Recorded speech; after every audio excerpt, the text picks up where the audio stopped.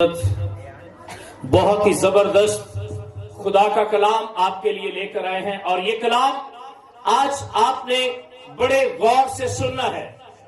Bible کہتی ہے، خدا کا کلام ہمیں بتاتا ہے کہ پس ایمان سننے سے پیدا ہوتا ہے، اور سننا مسیح کے کلام سے ہے۔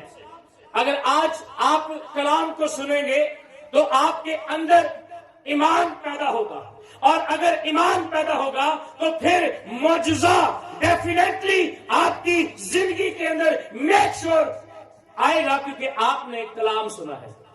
آپ نے کیا سنا ہے؟ اور جب ہم کلام سنتے ہیں تو وہ ہمارے اندر تقویت، انکریجمنٹ، حوصلہ افزائی اور اپنی قوت ہمارے اندر رکھتا ہے۔ آمین۔ کیونکہ شیطان بھی ہمارے اندر خوف ڈالتا ہے نا، وہ بھی ہمارے اندر خوف پیدا کرتا ہے کہ تو مر جائے گا، تیری ڈیتھ ہو سکتی ہے، تیری زندگی کے اندر تو کبھی کامیاب نہیں ہو سکتا ہے، اور وہ ہمیشہ ہمیں ڈراتا رہتا ہے، خوف زدہ کرتا ہے ہماری بیماری کو لے کر۔ لیکن آج کا ٹاپک جو میں آپ کے ساتھ شیئر کرنا چاہتا ہوں، گواہی دینا کیوں ضروری ہے؟ گواہی دینا کیوں ضروری ہے؟ Why is it testimony to important؟ گواہی دینا کیوں ضروری ہے؟ آپ کے ساتھ جو بہن بیٹھی ہے، آپ کے ساتھ جو بھائی بیٹھا ہے، اسے پوچھے گواہی دینا کیوں ضروری ہے؟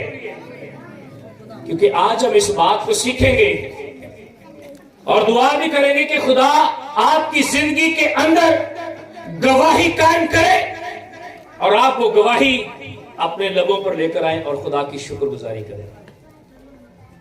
کیونکہ ہم میں سے بہت سارے لوگ ایسے ہیں جو شفا پانا چاہتے ہیں، جو اپنے حالات بہتر کرنا چاہتے ہیں، جو اپنی زندگی کے اندر ایک بڑی بلیسنگ چاہتے ہیں، ایک بڑا معجزہ چاہتے ہیں، لیکن گواہی چھوٹی جی واپس نہیں آتے ہیں۔ آج ہم سیکھیں گے گواہی دینا کیوں ضروری ہے۔ اس کی 10ویں آیت میں لکھا ہے، اور میں اسے سجدہ کرنے کے لیے اس کے پاؤں پر گرا۔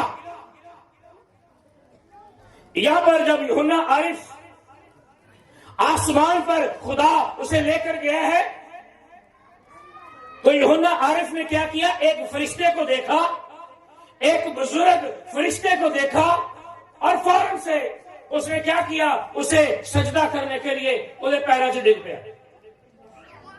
جیسے اس نے دیکھا کہ یہاں پر تو بڑی پاکیزگی ہے، یہاں پر تو بڑی خدا کی حضوری ہے، تو انہوں نے کہا خدا کا بندہ بڑا اچھا۔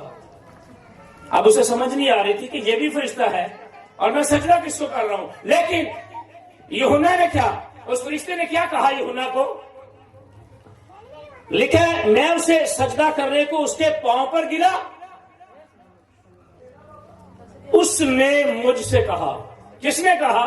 اینجلز نے، فرشتے نے کہا، اس بزرگ نے کہا مجھے سجدہ نہ کر، مجھے سجدہ، کیونکہ بائبل کہتی ہے 10 کمانڈ جب ہم پڑھتے ہیں خروج کی کتاب میں تو لکھا ہے خدا ہی کو سجدہ واجب ہے، تو اپنے خداوند اپنے خدا کو سجدہ کر۔ تو یہ فرشتہ کہتا ہے بھائی خبردار، مجھے سجدہ نہ کر، مجھے اتنا جلال نہ دے، کیونکہ میرے خدا نے مجھے اپنی خدمت کے لیے یہاں پر مقرر کیا ہے، نہ کہ سجدے کے لیے۔ خبردار ایسا نہ کر، میں بھی تیرا اور تیرے ان بھائیوں کا ہم خدمت ہوں جو یسوع کی گواہی دینے پر قائم ہیں۔ آج بہت سارے لوگ یسوع کی گواہی نہیں دیتے ہیں، وہ ڈرتے رہتے ہیں، وہ لوگ میں کی کہیں گے وہ تو مسیح ہے۔ لوگ ڈرتے ہیں، لوگ گواہی نہیں دیتے ہیں۔ وہ فرشتہ کہتا ہے میں بھی تیرے بھائیوں کا ہم خدمت اور یسوع کی گواہی دینے پر قائم ہوں۔ خدا ہی کو سجدہ کر۔ انہیں گل مکتی مکاتی، انہیں کہا بھائی مینوں سجدہ نہ کر۔ کس کو سجدہ کر؟ خدا کو سجدہ کر۔ جس نے یہ ممکن کیا ہے، کیونکہ یسوع کی گواہی نبوت کی روح ہے۔ یسوع کی گواہی کیا ہے؟ نبوت کی۔ اور جب کبھی آپ کی زندگی کے اندر خدا کام کرے تو اپنے اس گواہی کو، اپنی اس ٹیسٹامنی کو، اپنے ان الفاظوں کو، اپنی شکر گزاری کو جو واپس آ کر آپ کو کرنی چاہیے، آپ نہیں کرتے۔ یہ آسمان پر گواہی کا ذکر ہو رہا ہے، اسی زمین تے گواہی دیں دے۔ آسمان پر کیا ہوگا؟ وہاں پر یسوع کے گواہ بن کر ہمیں جانا پڑے گا۔ آئیں دیکھتے ہیں جی، حوالہ میرے ساتھ ضرور دیکھیے، بڑی خوبصورت سٹوری ہے۔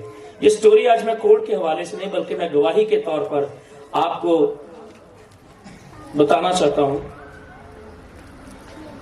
یہ بھی نیو ٹیسٹامنٹ سے یہ حوالہ ہے، gospel according to Luke chapter 70، 17واں باپ ہے یہ، ورس 11۔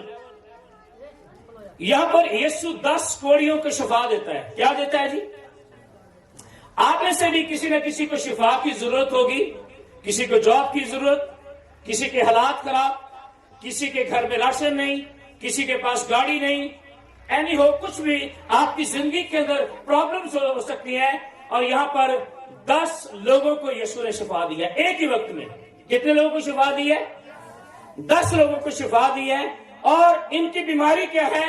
ان کی بیماری کوڑ ہے۔ ان کی بیماری کیا ہے؟ میں شکر کرتا ہوں کہ مجھے کوئی بیماری نہیں ہے۔ میں شکر کرتا ہوں، اور آپ بھی شکر کریں کہ مجھے کوئی بیماری نہیں ہے۔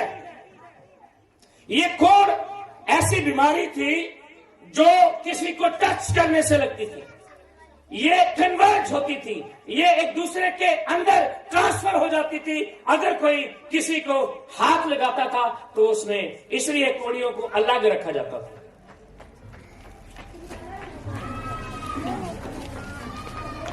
11ویں آیت میں لکھا ہے، ایسا ہوا کہ یروشلم کو جاتے وہ سامری اور گلیل کے بیچ سے ہو کر جا رہا تھا، اور ایک گاؤں میں داخل ہوتے وقت 10 کوڑی اس کو ملے۔ کتنے کوڑی ملے؟